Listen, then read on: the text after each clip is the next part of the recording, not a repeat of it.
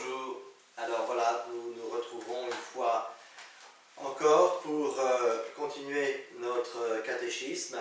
Chaque semaine, essayer de mieux comprendre ce que le Seigneur a fait pour nous, de mieux le connaître et puis bien de faire le lien entre cette histoire qui est l'histoire de l'Évangile, qui est une histoire qu'on pourrait dire ancienne, mais qui pourtant est en lien direct avec chacun d'entre nous. C'est ça qu'il faut toujours retenir dans le catéchisme. On a parlé de la messe au début de l'année, lors de nos rencontres dans l'Église. Et bien, à travers cette messe que nous célébrons, même en ce moment, le prêtre, il est un peu tout seul, mais il est quand même en lien par la prière avec vous. Et bien, par cette messe, tout ce qu'on va apprendre et dire sur Jésus, ce n'est pas simplement une vieille histoire, mais c'est quelque chose qui est directement en lien avec nous. Alors, nous avons déjà un peu parlé l'année dernière de la Semaine Sainte, des différents événements, du jeudi en particulier, jeudi saint. On va arriver et puis la mort de Jésus, le vendredi saint. Cette année, on va arriver directement sur justement le moment de la mort et puis le matin de Pâques.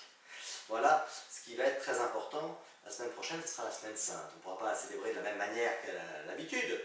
Je mettrai sur la page internet, s'il y en a déjà, mais je la mettrai bien en hauteur, pour aller voir les vidéos qu'on avait faites l'année dernière pour chaque cérémonie, jeudi, vendredi, samedi saint.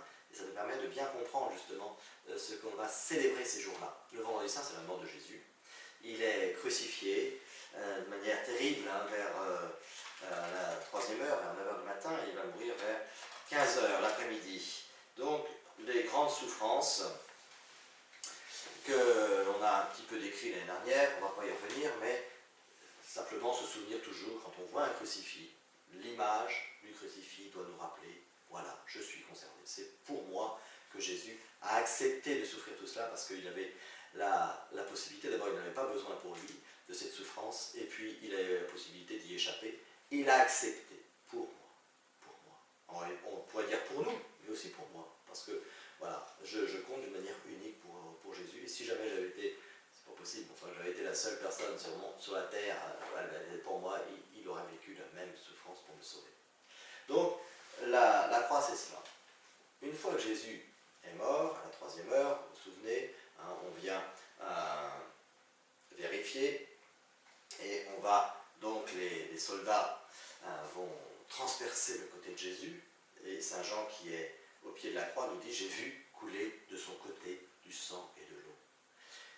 Il y a un sens physiologique, on pourrait dire, du liquide blanc, du plasma, et puis du sang, bien sûr, du corps, qui coule du corps. Il y a un sens symbolique très fort à travers cette eau et ce sang, puisque c'est comme si Jésus nous donnait directement pour nous, le sang c'est la messe, ceci est mon corps, ceci est mon sang, et puis l'eau c'est le baptême, il nous donne la vie, sa vie qui vient de son corps, il nous la donne à travers le baptême que l'on reçoit par l'eau qu'on verse sur nous. Donc il y a ce lien très fort dans la mort de Jésus. Et puis après, eh bien, on va mettre Jésus dans un tombeau. Le tombeau de Jésus, c'est, on ne va pas imaginer ça exactement comme on connaît, nous, dans les cimetières, c'est une grotte, en fait, une petite grotte, qui avait été offerte, normalement, Jésus, on aurait dû le mettre avec les condamnés à mort, ça s'appelle la fosse commune, un grand trou, on mettait tous les cadavres, et puis après, on bouchait. Mais là, il y a quelqu'un, un riche, qui a une tombe qui n'a jamais servi, qui est juste à côté, cet homme s'appelle Joseph d'Arimathie, et ce Joseph, eh bien, il dit, bien, moi, je donne pour Jésus, parce que tout ce qu'il a fait, cet homme, c'est pas comme les autres, eh bien, je ne veux pas qu'il soit mis dans une fosse commune, il faut honorer ce corps qui, il n'attend rien d'autre pour l'instant, mais il faut honorer ce corps jusqu'au bout, on n'a pas été bon avec lui, on n'aurait pas dû le faire mourir, et il va donner cette sépulture, qui est une petite grotte, qui est donc creusée dans la roche, et au fond de la grotte, eh bien, il y a un peu comme un lit en pierre, sur lequel on va poser le corps de Jésus. Et puis à la sortie, une grosse pierre ronde qu'on roule devant le tombeau, et ça fait une porte, on ferme le tombeau. Le jour où Jésus meurt, le vendredi soir, eh bien, ça va être le début, à la tombée de la nuit, commence le grand sabbat, la grande fête des Juifs, pendant laquelle ils n'ont pas le droit de faire aucun effort, et surtout ne pas s'occuper des morts. Et donc, le corps de Jésus, normalement, on aurait dû le laver, il était sale après 6 heures sur la croix, après le chemin de croix, après tout ce qu'il avait connu, eh bien il était sale de sueur, de sang, de poussière. Eh bien, on aurait dû le laver et le parfumer, mettre des parfums dessus. C'était aussi une chose qu'on faisait. On offrait des parfums, souvent un grand attachement à la personne, eh bien on mettait des parfums qui nous coûtaient cher, et on l'offrait un peu comme aujourd'hui on offre des fleurs pour les défunts, hein. Mais là c'était des parfums. Donc on imbibait le corps de parfum, et puis on le recouvrait d'un linge, et on le posait sur cette espèce de banquette, ce lit en pierre, au fond de la petite grotte. On fermait la porte. Donc ce qu'on fait pour Jésus, c'est la même chose, sauf qu'on ne lave pas. On a mis le linge, un grand linge de 4 mètres de long, qui part des pieds, qui va jusqu'à la tête, qui repasse dessous, et ce linge, il est juste posé directement sur le corps de Jésus, avec la poussière, le sang qui vient coller ce linge. Mais les femmes qui étaient au pied de la croix, Marie-Madeleine, Marie de Magdala, ils voient ça et elles se disent, eh bien, dès que la grande fête des Juifs, c'est-à-dire au lever du soleil du dimanche matin, dès que la grande fête sera finie, nous on reviendra, on rouvrira et on nettoiera et on mettra les parfums. On fera tout ce qu'on n'a pas eu le temps de faire le vendredi saint. Donc le vendredi passe et le vendredi soir passe, je veux dire, le samedi passe et le dimanche matin, eh bien, elles sont pressées de venir tout de suite faire ce qu'elles n'ont pas pu faire le vendredi soir. Elles arrivent avec des parfums. Elles sont tellement pressées, ces femmes, qu'elles ont oublié, s'en aperçoivent juste en arrivant au tombeau, elles ont oublié de demander à quelqu'un, un homme fort, de venir avec elles pour les aider à ouvrir la pierre, parce que c'est quand même une pierre lourde, et ça va être compliqué d'ouvrir cette pierre. Et au moment où elles se posent la question, elles arrivent, et là, surprise, le tombeau est ouvert. Il est ouvert. Est-ce que quelqu'un serait venu avant nous? Alors elles rentrent, et là, qu'est-ce qu'elles voient? Eh bien, elles voient le linge qui est affaissé. Et il n'y a plus le corps dedans. Voilà. C'est pas comme nous, vous savez, quand on sort du lit, on tire le drap, on tire la couette. Là, le drap, il n'a pas tiré. On n'a pas retiré le drap pour prendre le corps. Le drap est juste affaissé. Et puis, il voit un ange qui leur dit, pourquoi cherchez-vous parmi les morts celui qui est vivant? Allez prévenir les apôtres, il est vivant. Ça, elles n'ont pas compris. Elles n'ont pas compris. Elles se sont dit, on a volé le corps de Jésus. On a volé le corps de Jésus. Alors elles partent prévenir les apôtres. On sait que les deux apôtres qui vont venir le plus vite, c'est Pierre et Jean. Et là, c'est très intéressant, c'est que quand ils arrivent, Jean le premier, il ne rentre pas, il attend Pierre, c'est le chef, il attend que le chef puisse rentrer dans le tombeau. Et là, il voit ce que les femmes avaient vu, le linge affaissé. Il y en a un, Pierre, qui constate, il prend des notes de ce qu'il y a, mais c'est tout, il ne comprend pas ce qui s'est passé. Et puis, Jean, lui, il dit, il l'écrit lui-même, il a vu et il a cru. Il a cru que Jésus était ressuscité. Donc Pierre, il ne sait pas, il se pose des questions. Jean, il a compris. Alors il ne peut pas trop le dire encore parce qu'on va pas, il faut que les autres le comprennent aussi, ils ne sont pas sur la même longueur d'onde. Mais il a compris que Jésus était ressuscité. Et puis il y a Marie-Madeleine, elle n'a rien compris, mais pour elle, on a volé le corps. Enfin, elle croit avoir compris qu'on a volé le corps. Alors quand les apôtres partent, eh bien, elle retourne. Elle veut trouver ce corps. Et là, eh bien, elle tombe sur une personne qu'elle prend pour le jardinier. Et elle lui dit, mais alors, qu'est-ce que c'est cette histoire, là, ce tombeau qui a été ouvert, on a pris le corps, est-ce que vous êtes au courant de quelque chose? Il faut me le dire, parce que moi, je vais m'en occuper. Dans sa tête, elle se dit, les apôtres, ils auraient pu s'en occuper un peu plus, mais bon, ils sont là à réfléchir. Hein. Bon, moi, je vais agir, Et cette personne, elle lui répond pas d'abord, et puis elle vient se placer devant elle, et elle va lui dire une seule chose, Marie. Et là, elle reconnaît que c'est Jésus. Vous voyez, certainement, cette personne ressemblait à Jésus. Mais Marie-Madeleine cherchait un cadavre. Donc ça ne pouvait pas être personne vivante. Peut-être dans sa tête, elle s'est dit, tiens, il ressemble. Mais je cherche un cadavre. Il faut qu'on me dise où est-ce qu'il est. Il faut que je le remette à sa place. Et donc, il n'a pas vu. Il n'a pas vu que ça pouvait être lui. Mais par contre, quand il l'appelle par son nom, la manière dont il l'a appelé, non seulement qu'elle connaissait son nom, bien sûr, mais il y a d'autres qui connaissaient son nom, mais la manière, elle a compris que ça venait de Jésus. C'était Jésus. Et là, elle dit, Maître, Rabouni. Elle veut toucher. Non, ne me touche pas. Je ne suis pas encore retourné au ciel. Je suis là pour que tu saches que je suis ressuscité.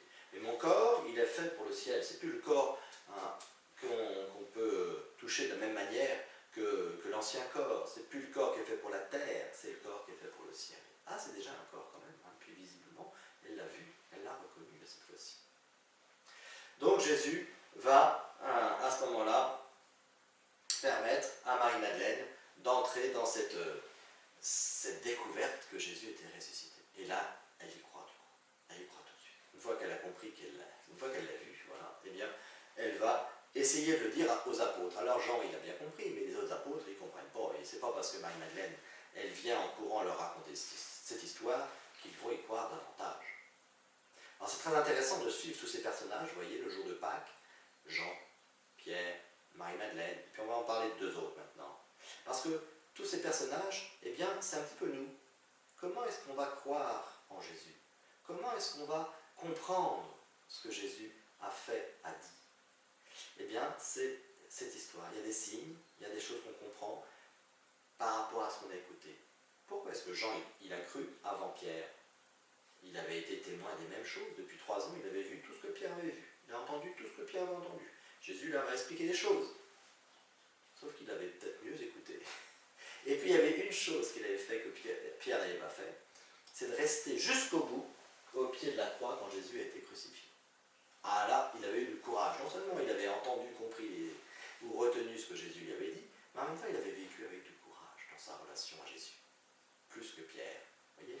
Donc dans notre foi, ce qui va nous aider à croire en Jésus, à croire au sens de tout ce qu'il y a autour de nous, de notre vie, c'est non seulement ce qu'on comprend, ce qu'on retient, ce qu'on est capable d'expliquer, mais aussi notre manière de vivre, le courage qu'on a. Le courage de dire à la messe le dimanche, par exemple. Alors, pas en ce moment, je ne dis pas ça pour en ce moment. Mais cette capacité qu'on a de ne pas écouter simplement une petite paresse, le petit poil dans la main qu'on a à l'intérieur de nous, mais cette volonté de bien faire. Voilà. De se dépasser pour bien, pour le bien. Alors, ça, c'est déjà plusieurs personnages qui nous apprennent un peu ça. Deux autres personnages, là on est toujours le jour de Pâques, mais on est l'après-midi. Et l'après-midi, eh bien, il y a deux disciples. Vous voyez la différence? Apôtres-disciples. Les apôtres, c'est les 12 qui suivent Jésus depuis 3 ans partout où il va. Disciples, c'est ceux qui appréciaient le message de Jésus, qui ont cru en lui, qui avaient confiance en lui, et qui venaient le suivre. Alors, soit ils le suivaient tout le temps, soit ils venaient quand il était dans la région, ou dans leur ville, voilà. Et là, ces disciples, ils habitaient Emmaüs, ici. Et comme Jésus était venu à Jérusalem, en plus c'était la grande fête, on l'avait acclamé, il y a eu la résurrection de Lazare, tout ça, donc ils étaient venus d'Emmaüs prendre quelques jours pour suivre Jésus. Et ils avaient vraiment cru que Jésus, ils le disent après, que Jésus allait prendre le pouvoir et libérer tout son pays, en particulier les Romains. Avoir un peu plus de liberté que l'emprise des Romains qui coûtait cher au pays. Et donc ils avaient acclamé Jésus, ils avaient espéré en lui. Quand Jésus a été arrêté, quand il s'est laissé faire, quand il est mort, ils ont suivi ça de loin, mais ils se sont dit, mais c'est pas possible, il va agir, au dernier moment il va se passer quelque chose. Et rien, jusqu'à la mort. Alors ils avaient été déçus. Voilà. On avait des espoirs, mais des espoirs humains, des espoirs pour leur pays, des espoirs pour ce monde, pas pour l'éternité, des espoirs que pour ici. Et ils étaient déçus. Ça nous arrive d'être déçus des fois, de vouloir quelque chose et puis ça n'arrive pas, on est déçus. Et donc ils rentrent. C'est le dimanche après-midi, ils ont entendu parler qu'il y avait des femmes qui racontaient que Jésus avait été ressuscité. Ils n'y croient pas. Ils n'y croient pas du tout. Donc ils rentrent chez eux à pied, et puis ils parlent. Ils parlent de quoi en marchant? Ils parlent de Jésus. Voilà. De leur déception. Ils sont tellement déçus qu'ils en parlent encore. Et puis voilà qu'il y a un marcheur tout seul, qui est là sur le chemin. Et donc il l'invite à parler avec eux, puis il s'invite, et puis de quoi parliez-vous? De Jésus. De Jésus. Qu'est-ce pas, tu sais pas ce qui s'est passé. Et puis il commence à lui expliquer, ben, ce personnage leur dit, attendez, vous avez rien compris. Quand vous me dites Jésus, Jésus, c'était pas celui qui venait nous libérer des Romains. Rappelez-vous toute la Bible, toute l'histoire sainte, tout ce que Dieu a dit aux hommes. Il a prévu qu'il y avait un Messie, un Sauveur qui allait venir pour nous sauver du péché. Et ça, c'était prévu bien avant les Romains. Alors tout ce que Jésus a fait, tout ce qu'il les a dit, c'est pour nous libérer du péché, du mal. Et il leur explique toute la Bible. Il leur explique. Alors, ils sont tellement intéressés, ils l'écoutent, ils parlent plus, ils l'écoutent. Et ils arrivent presque chez eux, près d'Emmaüs. Ah, ils disent, bon, bah, c'est bien, mais là, c'est le soir, hein, on va manger. Si tu veux, on t'invite. C'est tellement intéressant de nous dire, on t'invite. Viens avec nous à table à l'auberge. Donc cet homme vient avec eux. Et là, eh bien, il va devant eux faire un geste étonnant. Il va prendre le pain, tout simplement, et il va le rompre, sans rien dire. Et là, ils se rappellent, ils n'y étaient pas, mais ils ont entendu parler par les apôtres, ils se rappellent le repas que Jésus avait fait le jeudi saint. Il a pris le pain, il l'a fait rompu. Et là, leurs yeux s'ouvrirent, et leur cœur aussi, et ils ont compris que ce personnage qu'ils avaient rencontré, c'était Jésus, et donc il était bien ressuscité, c'était vrai, les femmes avaient raison.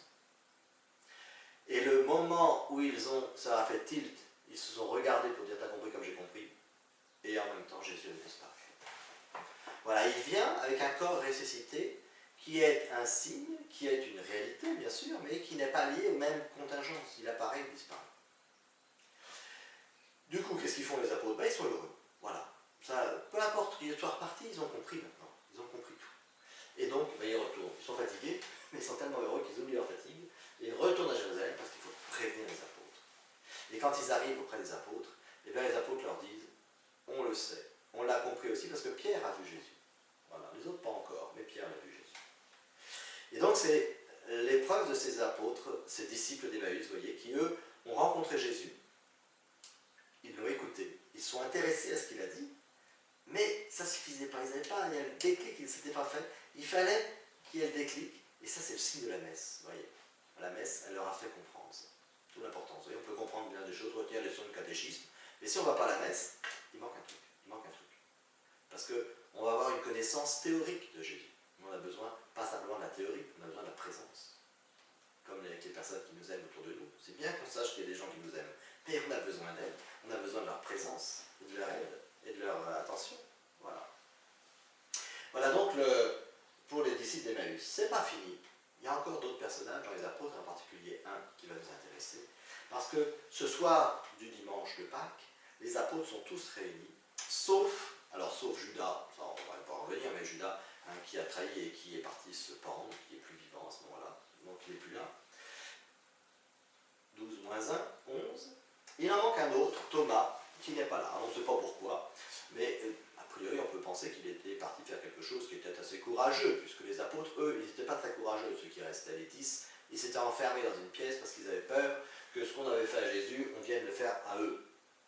Alors, ils étaient un peu prudents, ils s'étaient enfermés dans une pièce à Jérusalem. Donc, 12 moins 1 moins 1, ils sont 10. Et à ce moment-là, Jésus leur apparaît, tout fermé. Alors là, voilà, pareil, on ne dit pas qu'il passe à travers le mur, mais tout d'un coup, ils sont aperçus qu'il était là. Puis à la fin, il ne sera plus là. Et il leur dit, la paix soit avec vous. Je viens vous donner la paix. Je viens vous montrer, effectivement, que tout ce que je vous ai dit, tout ce que j'ai fait pendant 3 ans, ça n'a de sens que par rapport à cette résurrection. Parce que c'était pour vous ouvrir le chemin du ciel. Et cette porte, il a fallu l'ouvrir, la porte de la mort. Et moi, je suis passé la rejoindre pour l'ouvrir, pour que vous puissiez aller vous-même à ma suite un jour auprès de Dieu dans l'éternité. Voilà ce que Jésus va leur faire comprendre. Et alors là c'est la joie, voilà, il leur manquait quelque chose, il manquait un élément. Tout ce qu'ils avaient vécu, c'était intéressant, mais si c'était arrêté, eh bien, ils allaient reprendre leur vie normale, comme s'il y avait des bons souvenirs, des souvenirs d'amis, ils auraient fait un repas de temps en temps pour se retrouver, pour évoquer leurs souvenirs, mais c'est tout, ça n'aurait pas bouleversé leur vie, et que là, ça va tout changer. Donc ça, c'est les apôtres au soir de Pâques. Mais Thomas n'était pas là. Et un peu plus tard, quand Thomas va rentrer, eh bien, ils vont tous lui tomber dessus en lui disant, on l'a vu, c'est vrai. Et du coup, on peut t'expliquer tout ça. Et Thomas, sa réaction, elle est étonnante et en même temps incompréhensible. Thomas, il dit, j'entends ce que vous me dites, mais moi, je ne l'ai pas vu. Je ne vois pas pourquoi moi je ne l'aurais pas vu et que vous l'auriez vu. Je n'y crois pas. Voilà. C'est bien tout ça, tout ce que vous me racontez, c'est joli. C'est une belle histoire, mais pour moi, je ne l'ai pas vu. Je ne crois pas. Et le lendemain, eh bien, il retombe dessus en lui expliquant, mais si, tu devrais nous faire confiance. Faire confiance. Non. Toute la semaine. Pendant une semaine entière, ils vont essayer de le convaincre et Thomas, en fait, il s'enfonce. Plus ça va, plus il s'enfonce. Au début, il est un petit peu jaloux parce que pourquoi est-ce qu'il ne me serait pas apparu à moi et puis à vous? Je n'avais pas moins mérité que vous. Et puis après, il s'enfonce dans son doute. Non, c'est pas possible, je ne crois pas. Voilà. Il a dit des paroles qui l'ont entraîné. Ça arrive beaucoup aussi. Hein. Si on dit des paroles qui sont trop rapides, on n'a pas bien réfléchi, après on ne veut pas revenir en arrière, donc du coup on s'enfonce. Il faut toujours rechercher la vérité, toujours rechercher à mieux comprendre, à essayer de s'élever. Et donc voilà que ça dure pendant une semaine. Et puis au bout d'une semaine, le dimanche suivant, vous voyez, il y a comme un rendez-vous. Jésus vient avec un rendez-vous de dimanche en dimanche, comme nous, pour la messe de dimanche, il y a un rendez-vous qu'il nous fixe. Et là, eh bien, il apparaît à ses 11 apôtres, donc Thomas est là. Thomas est là, mais quand il apparaît dans la pièce, qui est toujours fermée, eh bien, Thomas est tellement étonné qu'il se cache derrière les autres. Et Jésus va le chercher. Viens là, Thomas, je sais très bien ce que tu as dit, ce qu'il y avait dans ton cœur. Viens voir. Et tu as même dit qu'il fallait que tu touches mes mains pour voir là où il y avait eu les clous, ou mon côté où il y avait la lance. Viens mettre ton doigt, ta main. Viens voir, viens vérifier. Alors Thomas lui dit, maintenant j'y crois. Mon Seigneur est mon Dieu, je le crois. Et Jésus lui répond, et c'est là toute l'histoire de Thomas qui est intéressante, c'est pour nous. Jésus lui dit, eh bien Thomas, c'est bien que tu crois parce que tu as vu. Mais c'est pas ça la foi. Ça c'est de constater. Pour qu'il y ait la foi, il faut qu'il y ait une confiance, il faut qu'il y ait un amour qui nous fait avoir confiance. Alors il lui dit, heureux celui qui croit sans avoir vu.